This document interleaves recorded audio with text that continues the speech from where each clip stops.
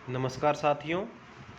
आज दिनांक 29 अपने जुलाई को इलेक्ट्रिशियन थ्योरी के जो यूट्यूब पर 1 से 3 लेसन कंप्लीट हो चुके हैं, उनका टेस्ट लिया गया था मेरी एप्लीकेशन पर, जिसमें अपने देखते हैं कि इसको हल करके देखते हैं। पहला क्वेश्चन था, त्रिभुजाकार पीले रंग के धरातल पर काले रंग से बनाया गया सुरक्षात्मक चिन्ह कौन सा है। तो ये बहुत इजी क्वेश्चन है। 4 प्रकार के हमारे सेफ्टी सिंबल्स होते हैं, जिनका नाम इसके अंदर ऑप्शन के अंदर भी दिया हुआ है: मैंडेटोरी, इन्फॉर्मेटिव, प्रोहिबिटिव और वार्निंग। लेकिन जो त्रिभुजाकार पीले रंग के धरातल पर बनता है वो होता है वार्निंग। दूसरा क्वेश्चन था जिसके अंदर ये हमारा प्रश्न था कि मैग्नीशियम, पोटेशियम, जस्ता और अन्य धातुओं में लगी हुई आग की श्रेणी में आती है। तो धातुओं में जो आग लगती है दोस्तों, वो हमेशा श्रेणी डी की आग होती है। उसके बाद तीसरा क्वेश्चन था, विद्युत धारा एक प्रकार से कौन सी राशि है। तो विद्युत धारा एक स्केलर क्वांटिटी होती है, अदिश राशि होती है। अब कई साथी इसमें ये कन्फ्यूज हो जाते हैं कि विद्युत धारा की तो एक पर्टिकुलर कोई डायरेक्शन होती है, तो वो सदिश राशि होनी चाहिए। नहीं, क्योंकि वह विद्युत धारा वेक्टर लॉ को फॉलो नहीं करती है। आगे जाके हम सीखेंगे वेक्टर लॉ कौन कौन से हैं, उनके अंदर ये विद्युत धारा उस वेक्टर लॉ को फॉलो नहीं करती है, इसलिए ये स्केलर क्वांटिटी है, अदिश राशि है। चौथा क्वेश्चन था हमारा, ईएमएफ का मात्रक क्या है। तो ईएमएफ का मात्रक होता है वोल्ट या जूल प्रति कूलम। ये मैं आपको करवा चुका हूँ और कई सारे कंपटीशन में ये क्वेश्चन, चौथा क्वेश्चन आया भी हुआ है। पांचवा क्वेश्चन था, एक अंतर्राष्ट्रीय ओम की परिभाषा किस धातु से ली गई है। तो जो A1 इंटरनेशनल ओम है वो एक, मैंने आपको इसकी डेफिनेशन बता दी थी कि इसका जो डेफिनेशन है वो मरकरी की छड़ से ली गई है। इसमें क्या होता है कि एक मरकरी की छड़ होती है जिसका जो वेट है, इसका वेट मरकरी की छड़ का 14.4521 ग्राम, मरकरी की छड़ का जो वेट है वो 14.4521 ग्राम अगर मरकरी की छड़ का वेट है, तो उसकी लंबाई 160.3 सेंटीमीटर यदि उसकी लंबाई है, तो उस मरकरी की छड़ का जो रेजिस्टेंस है वो होगा 1 इंटरनेशनल ओम। तो ये बहुत इजी क्वेश्चन था जो मैंने आपको बता दिया था प्रतिरोध की टॉपिक के अंदर। छठा क्वेश्चन था, चालकता का मात्रक क्या है। तो चालकता का मात्रक, कंडक्टेंस का मात्रक साइमन होता है और महो भी सही है। जिसने साइमन किया है वो भी सही है और महो किया है तो वो भी सही है।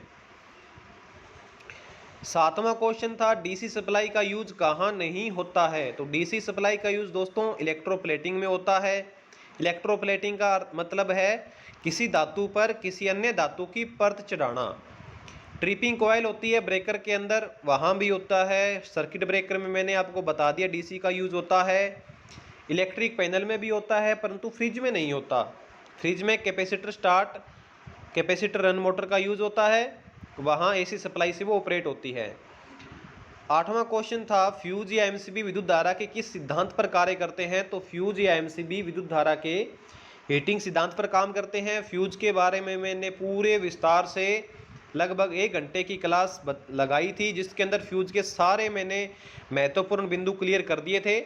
आपको वो क्लास का लिंक इस क्लास के डिस्क्रिप्शन में मिल जाएगा, आप उस क्लास को ज़रूर देखिएगा। फ्यूज का टॉपिक हर कंपटीशन में फ्यूज के टॉपिक से क्वेश्चन जरूर पूछा जाता है। 9वां क्वेश्चन था, भारत में डीसी व एसी सप्लाई की फ्रिक्वेंसी क्रमशः कितनी होती है। तो डीसी की 0 और एसी की 50 हर्ट्ज। उसके बाद 10वां क्वेश्चन था, टेम्परेचर कोफिशिएंट की यूनिट सभी जानते हैं प्रति डिग्री सेंटीग्रेड। 11वां क्वेश्चन था, एल्यूमिनियम का करंट डेंसिटी कितना होता है। तो 118 ampere per centimetre square. 12वां question था हमारा कि यदि 5 मीटर लंबे व 6 मीटर स्क्वायर एरिया वाले 2 तार जो कि क्रमशः कॉपर व एल्यूमिनियम के बने हैं, यदि उनमें समान वोल्टेज 100 वोल्ट प्रवाहित की जाए, यदि कॉपर की वायर में 600 एम्पीयर करंट प्रवाहित हो रही है, तो एल्यूमिनियम की तार में जाने वाली करंट का मान क्या होगा। तो मैंने आपको एक लेसन करवाया था कंडक्टर वाला, जिसके अंदर मैंने आपको बताया था कि एल्यूमिनियम और कॉपर के अंदर क्या अंतर होता है। तो जो कॉपर में जो करंट चलती है उसका 60% एल्यूमिनियम की वायर में करंट चलती है। तो 600 का 60% 360 एम्पियर। 13वां क्वेश्चन था ब्रास किन धातुओं का मिश्रण है? कॉपर प्लस जस्ता। पहला जो ऑप्शन है कॉपर प्लस निकल, ये यूरेका होता है। दूसरा कॉपर प्लस टिन, ये कांसा होता है। कॉपर प्लस मैग्नीज प्लस निकल, चौथा ऑप्शन ये मैग्नीन होता है। और पांचवा निकल प्लस क्रोमियम, ये नाइक्रोम होता है। 14वां क्वेश्चन था प्रतिरोधक बनाने में उपयोग होने वाली तार किस धातु की बनाई जाती है? तो मैग्नीन। 15वां क्वेश्चन था विद्युत प्रेस, केटली, टोस्टर, इलेक्ट्रिक रोड में प्रयोग होने वाला हीटिंग एलिमेंट किस धातु से बनता है? तो 80% निकेल प्लस 20% क्रोमियम। 16वां क्वेश्चन था हमारा डाइलेक्ट्रिक स्ट्रेंथ की यूनिट क्या है? केवी प्रति एमएम। बहुत इजी क्वेश्चन। 17वां एक अचालक की डाइलेक्ट्रिक स्ट्रेंथ का मान होना चाहिए, तो इसका मान उच्च से उच्च होना चाहिए। 18वां क्वेश्चन था हमारा इंसुलेटर स्पार्क प्लग किस धातु के बनते हैं? तो पोर्सलिन। 19वां क्वेश्चन था अचालक वर्ग ABC का ताप सहन सीमा क्रमशः है।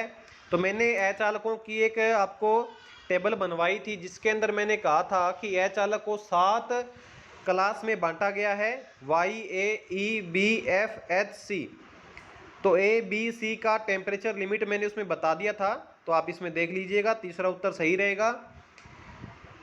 20वां था प्रश्न हमारा इलेक्ट्रॉन वोल्ट किस राशि का मात्रक है? बहुत सिंपल, एनर्जी का ये मात्रक होता है, तो ये इसका उत्तर एनर्जी आ जाएगा। इसके बाद में 22वां क्वेश्चन था, 21वां क्वेश्चन इसमें नहीं आया। 22वां क्वेश्चन था हमारा कार्बन प्रतिरोधक का मान क्या होता है यदि पट्टियां क्रमशः येलो, वायलेट और येलो रंग की है? तो मैंने आपको बताया था कि येलो जो रंग होता है उसका कोड होता है 4, वायलेट का कोड होता है 7 और येलो का कोड होता है 10 की पावर, तीसरी पट्टी है 10 की पावर 4। दोस्तों मैंने कार्बन प्रतिरोधक की एक बहुत अच्छे ढंग से एक टेबल बनाई थी और उस टेबल को कैसे याद करना है उसके बारे में एक अच्छी सी ट्रिक बताई थी, जिसके द्वारा आप तुरंत ही कोई भी कार्बन प्रतिरोधक का मान तुरंत ज्ञात कर सकते हो। जैसे मैंने उसमें बताया था कि जो वाई येलो है उसकी शेप 4 की आकृति की है, तो उसका कोड 4 होगा। वॉयलेट की आकृति, वी की आकृति 7 की आकृति है, तो उसका कोड 7 होगा। इसी प्रकार से सभी रंगों के मैंने कोड बतला दिए थे आपको, तो वो आप जरूर देख लीजिएगा। इसका जो आंसर आएगा वो आ जाएगा 470 किलो। आगे 23 नंबर क्वेश्चन था ब्लू, ऑरेंज, रेड का अपने को मान ज्ञात करना है। तो ब्लू का कोड होता है 6, बी की आकृति 6 की आकृति बताई थी मैंने। ऑरेंज हिंदी में लिखते हैं तो 3 और रेड का कोड होता है 10 की पावर 2, तो इसका उत्तर आ जाएगा 6.3 किलो। 24वां क्वेश्चन था एल्यूमिनियम के लिए किस फ्लक्स का उपयोग करते हैं? तो बहुत इजी क्वेश्चन, आयर नंबर 7। 25वां था यूरेका धातु का उपयोग प्रतिरोधक में करते हैं क्योंकि इसका ताप गुणांक निम्न होता है। दोस्तों ये 25 नंबर जो क्वेश्चन है ये बहुत सारे कंपटीशन एग्जाम में आ चुका है, तो मैंने ताप गुणांक के बारे में एक विस्तार से क्लास लगाई थी, आप वो जरूर देखिएगा। उसमें इसके बारे में मैंने पूरा बता दिया था कि ताप गुणांक यदि कम है तो क्या लाभ है, ज़्यादा है तो क्या लाभ है, ताप गुणांक कितने प्रकार के होते हैं, ये सब कुछ मैंने इसका फार्मूला भी बता दिया था। 26वां क्वेश्चन है अचालक का ऊर्जा अंतराल कितना होता है? तो 7.6 इलेक्ट्रॉन वोल्ट इसका फॉरबिडन एनर्जी गैप होता है। 27 नंबर क्वेश्चन है दो धातुओं के मध्य लगा बल दूरी के साथ क्या संबंध रखता है? तो दूरी के वर्ग के व्युत्क्रमानुपाती। जो बल होता है वो उनके द्रव्यमान के समानुपाती, द्रव्यमान के गुणनफल के समानुपाती, लेकिन दूरी के वर्ग के व्युत्क्रमानुपाती होता है। कूलाम का नियम था, ये जो अपने आगे नेक्स्ट आ जाएगा। 28वां क्वेश्चन था परमाणु भार माइनस परमाणु क्रमांक बराबर क्वेश्चन मार्क। परमाणु जो भार होता है वो प्रोटॉन प्लस न्यूट्रॉन का भार है और परमाणु क्रमांक वो केवल प्रोटॉन या इलेक्ट्रॉन का संख्या है। तो proton plus neutron minus proton, तो हमारे पास क्या बचेगा? न्यूट्रॉन। 29 नंबर क्वेश्चन था करंट प्रवाह करने के लिए न्यूनतम कितने क्या आवश्यकता है? तो न्यूनतम हमें चाहिए वोल्टेज सोर्स और कंडक्टर, कम से कम ये दो चीज हैं तो करंट चल सकती है। 30वां क्वेश्चन था वैज्ञानिक आइंस्टीन की ऊर्जा समीकरण क्या है?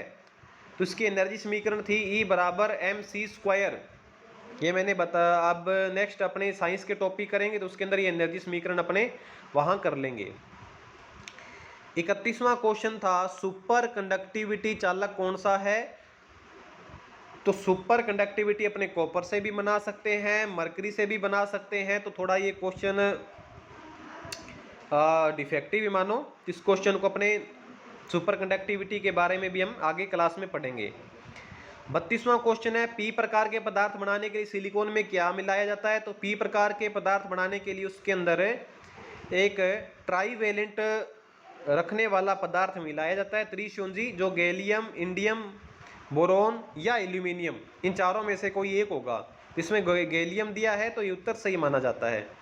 एन प्रकार का पदार्थ बनाना है आपको तो फास्फोरस, एंटीमनी, आर्सेनिक या बिस्मिथ, चारों में से कुछ भी मिला सकते हो। 33 नंबर क्वेश्चन था किसी तार पर यदि 7/22 लिखा है तो इसका अर्थ क्या है? इसका अर्थ ये होता है दोस्तों कि उसके अंदर 22 SWG की 7 तार होती है। SWG स्टैंडर्ड वायर गेज है और जितना ज़्यादा ये स्टैंडर्ड वायर गेज का मान होगा उतनी वो वायर पतली होगी, उसकी मोटाई उतनी ही कम होगी। 34 नंबर हमारा क्वेश्चन था विद्युत में लगी आग को बुझाने के लिए कौन सा अग्निशमन यंत्र उपयोग करते हैं? तो हेलोन टाइप। ये बहुत सारे कंपटीशन में आ चुका है दोस्तों, तो इसको आपको याद करना है। इसके बाद 35 नंबर क्वेश्चन था बादल में बिजली गरजते समय हमेशा पहले प्रकाश दिखाई देता है तथा बाद में ध्वनि सुनाई देती है, इसका कारण उनकी गति में अंतर होना है, उनकी गति है। दोस्तों मैंने ये जो क्वेश्चन दिया है ये केवल इसीलिए दिया है ताकि आप प्रकाश की गति और ध्वनि की गति का मान याद कर लो बस। इसका जो उत्तर रहेगा हमारा वो उत्तर आएगा हमारा 1 नंबर। प्रकाश की गति विद्युत धारा की गति के बराबर और ध्वनि की गति 332 मीटर पर सेकंड होती है। इसके बाद 36 नंबर क्वेश्चन था हमारा 10 की पावर 4 इंटू 10 की पावर 6 इंटू 10 की पावर 10 का क्या मान है? तो 10 की पावर 4, 6 और 10 है, अगर आधार इनके समान है, बराबर है, तो घातें आपस में जुड़ जाती हैं। तो घातें जोड़ने पर उत्तर नंबर आ जाएगा हमारा 2 10 की पावर 20। 37 नंबर क्वेश्चन था n की पावर 0 का क्या मान होता है? तो n की पावर 0 हो चाहे किसी भी संख्या की पावर 0 हो, उसका उत्तर सदैव ही 1 आता है। बच्चे इसका उत्तर 0 करके आते हैं जो कि गलत है। n की पावर 0 का मान यदि आप लोगरिथम से निकालोगे तो इसका मान निकलेगा 1 और इसका मतलब ये होता है n को n से डिवाइड करना, यानी कि उत्तर आएगा 1। 38 नंबर क्वेश्चन था हमारा निम्न में से किसका ताप गुणांक ऋणात्मक होता है? तो ताप गुणांक ऋणात्मक होता है, ऋणात्मक ताप गुणांक वाली धातुएं मैंने बहुत सारी बताई थी आपको, लेकिन इसके अंदर देखा जाए तो 4 नंबर जो सिलिकॉन है वो उत्तर एकदम सही रहेगा। सिलिकॉन बताया, जर्मेनियम, कार्बन, सारे के सारे इंसुलेटर्स ये सारे नेगेटिव टेम्परेचर कोफिशिएंट रखते हैं, तो 38 नंबर उत्तर इसका सही होगा। दोस्तों आज के टेस्ट में 76 नंबर का ये एग्ज़ाम था जिसके अंदर हैप्पी शर्मा ने 69.34 नंबर लिए हैं और ये हैप्पी शर्मा ने ये पहले नंबर पर रहा है, तो इसको बहुत बहुत बधाई। और नेक्स्ट टेस्ट हमारा संडे को होगा, शायद 1 तारीख होगी। 1 अगस्त को संडे को पूरी इलेक्ट्रीशियन बुक का टेस्ट होगा। तो सभी साथी मेरे जो इस डिस्क्रिप्शन के अंदर मेरी एप्लीकेशन का लिंक है, वहाँ से उस एप्लीकेशन को डाउनलोड कर लीजिए और उसके अंदर मेरा हर वीक के अंदर 3 टेस्ट होते हैं, तो रेगुलर आप टेस्ट दे सकते हो। धन्यवाद।